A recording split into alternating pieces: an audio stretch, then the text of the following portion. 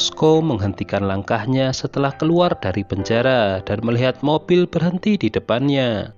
Dan ternyata itu adalah profesor. Ia mengatakan jika ia sangat membutuhkannya untuk rencana besarnya. Moskow pun bersedia asalkan dengan satu syarat, yaitu sertakan satu orang lagi. Orang yang ia maksud adalah Denver, putranya sendiri. Sejak dulu, Denver sudah terbiasa membuat onar. Seperti yang kita saksikan saat ini, ia sedang melarikan diri dari kejaran para preman. Hingga akhirnya Moskow memasang alat peledak di dinding dan meledakkannya, membuat para preman terkena ledakannya. Setelah itu mereka berdua kompak untuk melarikan diri. Setelah mereka tiba di tempat yang aman, Moskow memberitahu putranya jika dirinya ingin putranya itu bergabung dengan dirinya, yaitu melakukan pekerjaan seperti instruksi dari profesor. Tentu tidak ada alasan bagi Denver untuk menolaknya. Saat ini Denver sedang menembakkan pistolnya di samping Misun yang tengah duduk di lantai. Tokyo segera berlari ke sumber suara setelah mendengar bunyi tembakan. Sementara para sandera yang lain mengira jika Misun telah mati ditembak. Tentu ini membuat Youngmin sedih. Namun teman-temannya justru menyalahkannya sebab sumber masalah adalah dirinya. Youngmin akhirnya berteriak menyangkal dengan mengatakan kalau Misun yang menawarkan dirinya. Berlin segera mengecek dan untuk memastikan Misun benar-benar meninggal, ia pun menginjak tangannya. Tokyo merasa tidak tahan, ia pun memutuskan untuk pergi ke markas untuk menghubungi profesor, tetapi ditahan oleh Ryo. Denver tampak frustasi dan ia menyesali perbuatannya. Setelah kejadian ini, Tokyo merasa tidak puas dengan kepemimpinan Berlin. Saat mendapatkan telepon dari profesor, dengan marah Tokyo justru pergi dari sana. Berlin menjawab teleponnya memberitahu jika tidak terjadi apa-apa. Hanya perselisihan kecil dan sudah diselesaikan. Di situ jelas Berlin menutup-nutupi perpecahan di antara mereka. Tokyo dan Ryo tidak menyukai cara kepemimpinan Berlin. Menurut mereka, Berlin telah melampaui batas dan melanggar kesepakatan. Meskipun begitu, hanya Tokyo yang berani melakukan perlawanan, sedangkan Ryo hanya diam saja. Menganggap semuanya baik-baik saja, profesor kemudian menyuruh Ryo untuk menganalisa akses arloji pintar. Tokyo memasuki ruangan yang sebelumnya digunakan untuk penyimpanan uang. Karena terkejut, Denver menodongkan senapan di depannya. Denver terpaksa membuka rahasia dan mempertemukan Tokyo dengan Misun. Diceritakan karena Denver tidak bisa menembak, Misun menyuruh Denver untuk menembak pahannya saja dan akan berpura-pura meninggal. Denver pun menurut, sebab menurutnya jika dia tidak membunuh Misun, maka yang akan melakukannya adalah Berlin. Menyadari situasinya, Denver keluar ruangan. Tokyo membantu Misun melepaskan pakaiannya, melihat luka di pahannya yang mengeluarkan banyak darah. Dengan segera ia membalut luka itu dengan kain kasa, kemudian menyuntikkan antibiotik. Setelah itu, Tokyo mengajak Denver untuk melengsarkan Berlin dari kursi kepemimpinan. Dan untuk melakukan hal itu, mereka harus menyingkirkan Helsinki dan Oslo terlebih dahulu. Di pihak lain, Sersan memperlihatkan data milik Ryo kepada yang lainnya. Pemuda itu berusia 22 tahun, putus kuliah kedokteran dan sudah jadi peretas hebat sejak remaja. Di markas, profesor menyuruh salah satu dari tim untuk menjadi pemimpin. Berlin kemudian mengajukan dirinya sendiri, namun sebagian tim kurang menyetujuinya. Denver mengajukan Moskow, namun profesor berkata Moskow akan membangun rute pelarian untuk membawa mereka keluar. Dan rute pelarian yang digali para sandera adalah palsu, membuat para polisi mengejar mereka melalui rute palsu tersebut yang akan diceritakan oleh para sandera. Karena lapar, Moskow menghentikan pekerjaannya dan pergi keluar untuk makan. Denver yang tengah mengawasi para sandera menggali tanah, memberitahu kalau ia akan ke toilet, kemudian pergi dari sana. Padahal sebenarnya Denver menemui Misun dan sekarang sedang menyuapi Misun untuk makan. Sambil makan tersebut, Misun menceritakan hal pribadinya kepada Denver. Jika ia tidak memiliki pacar, namun salah memilih selingkuhan. Di luar, Youngmin sedang berselisih dengan sandera yang lainnya termasuk wakilnya. Kini mereka tidak mau tunduk lagi kepada atasan mereka itu. sebab mereka menganggap jika Youngmin adalah sumber masalah yang menyebabkan Misun mati. Tak lama dari itu, Moskow datang dan Youngmin meminta perlindungan darinya. Namun Moskow justru meredam pertengkaran itu dan mengajak semuanya untuk makan. Saat makan itulah, Moskow bertanya kepada Berlin apa yang telah terjadi saat dirinya menggali tanah. Berlin kemudian mengatakan jika lebih baik ia bertanya dengan putranya sendiri. Denver yang saat itu dipanggil tentu saja menutupinya. Ia tidak ingin sang ayah marah kepadanya. Berlin diam-diam menyuruh Helsinki untuk mengikuti Tokyo yang pergi. Wanita itu memasuki pintu darurat dan menguncinya tanpa menyadari jika ada yang mengikutinya. Justru Denver yang menaruh curiga dengan gerak-gerik Helsinki.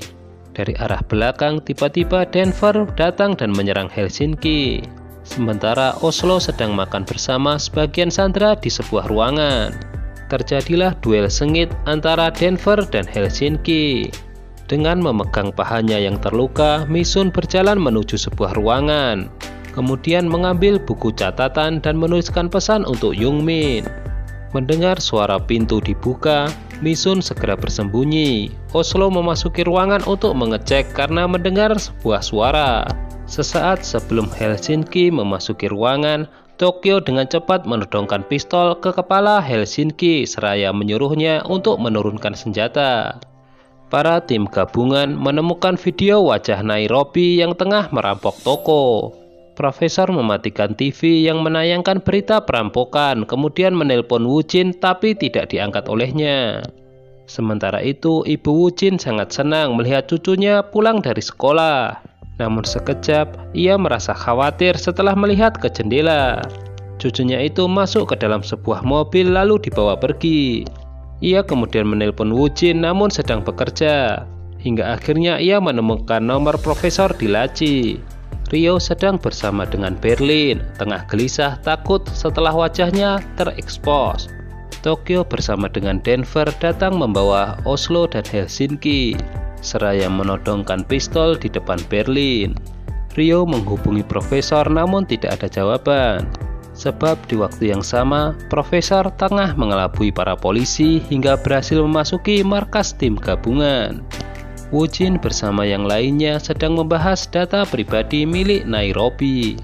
Tiba-tiba profesor masuk ke dalam tenda memberikan ponselnya kepada Woo-jin seraya berkata ada panggilan dari ibumu, sepertinya sangat mendesak. Saat Woo-jin menjawab teleponnya, profesor melihat sekeliling dan orang-orang yang berada di markas.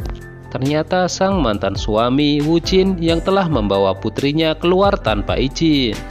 Woo-jin marah besar dan menyuruh mantan suaminya itu untuk segera memulangkan putrinya. Dari belakang, profesor selalu mengawasi Woo-jin.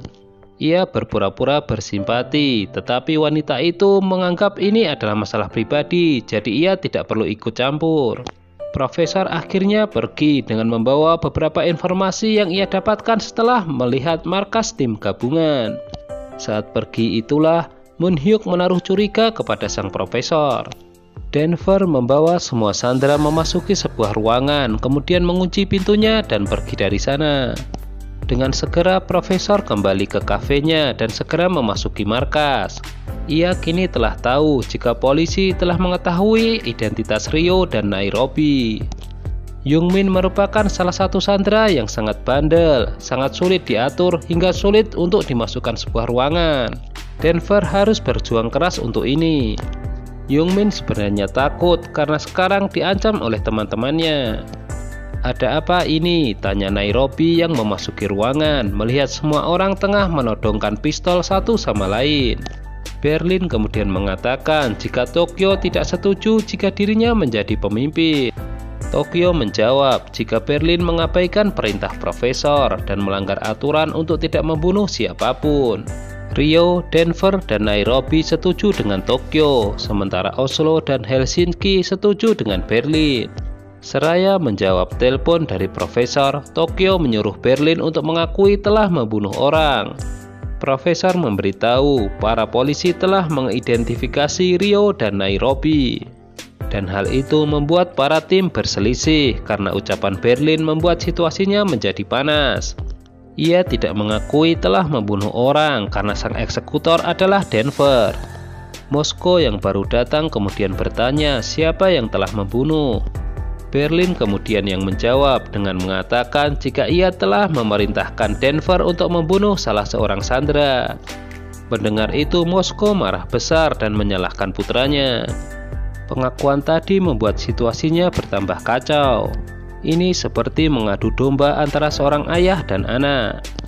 Pada tahap ini, Berlin baru bertanya kepada sang profesor kenapa tidak boleh ada yang mati. Profesor kemudian menjawab jika itu adalah prinsip utama agar rencana mereka berhasil. Diceritakan balik bagaimana kedekatan antara Denver dan ayahnya. Mereka tampak bahagia meskipun tanpa hadirnya sosok seorang wanita. Tentu wanita yang dimaksud adalah ibunya Denver. Mereka telah mengikat janji apapun yang terjadi mereka akan terus bersama. Tiba-tiba Moskow menekan tombol membuat pintu utama terbuka. Melalui rekaman CCTV, Rio memberitahu kalau pintu utama itu terbuka. Sementara di markas, para tim gabungan mengetahui gerbang utama terbuka membuat Woo Jin keluar markas untuk memeriksanya. Dengan segera, Denver memakai topengnya dan menyusul sang ayah yang berjalan keluar. Moon Hyuk menyuruh para polisi mendekati gedung utama. Dengan berlindung di antara polisi, Woo Jin juga menuju gedung itu. Denver membawa sang ayah untuk tiarap di lantai dan menutupi wajahnya. Salah satu polisi di markas mengatakan jika mereka memakai topeng dan bersenjata. Denver memberitahu sang ayah kalau ia tidak membunuh siapapun dan wanita itu masih hidup. Jika tidak percaya, Denver menyuruh sang ayah untuk menanyakan langsung kepada Tokyo. Woo Jin menyimpulkan jika mereka berdua adalah perampok. Moon Hyuk menyuruh polisi penembak untuk segera bersiaga. Sementara di dalam, para tim profesor sedang mencari solusinya. Woo Jin memerintahkan para perampok untuk segera menyerah, sebab 3 unit penembak jitu sudah bersiap untuk membidik. Para tim profesor sedang memilih beberapa sandera dan membawanya keluar untuk melakukan sebuah misi. Dengan mengenakan topeng dan memegang senapan, para sandera beserta tim keluar, segera berdiri di depan Moskow dan Denver untuk melindunginya. Tokyo memberitahu Moskow kalau Denver tidak membunuh sandera. Sementara di dalam, Berlin tengah mengobrol dengan profesor mengenai keadaan para tim yang berada di bawah kendali Berlin. Youngmin tiba-tiba menodongkan senjata kepada yang lainnya. Melihat itu, Nairobi menyuruh yang lainnya untuk menjatuhkan senjata lalu berjongkok. Woo Jin menginstruksikan polisi untuk segera menembak. Dan tembakan tersebut tepat mengenai dada Youngmin, seketika membuat Youngmin tergeletak di lantai. Nah, gimana? Sangat menegangkan kan? Jika kalian penasaran dengan kelanjutan ceritanya, jangan lupa pantengin terus Smile Channel ya. Terima kasih.